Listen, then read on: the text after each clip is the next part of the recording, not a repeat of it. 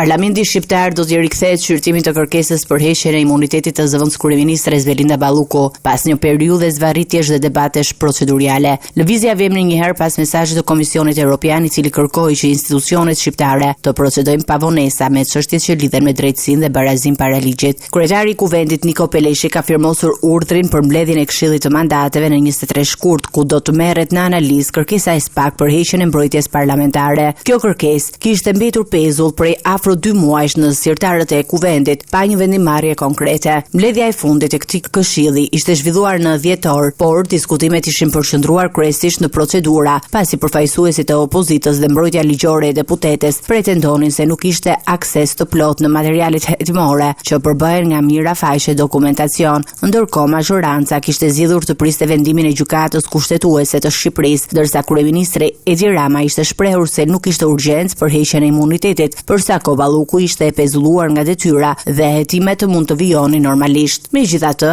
pas vizitës së Ramës në Bruksel dhe takimet me presidentin e Këshillit Evropian Antonio Costa, duket se qasja e shumicës ka ndryshuar. Deputetët do duhet të vendosin nëse do t'i hapin rrugë prokurorisë për masa më të forta sigurie, si arresti shtëpiak apo dhe ai me burg.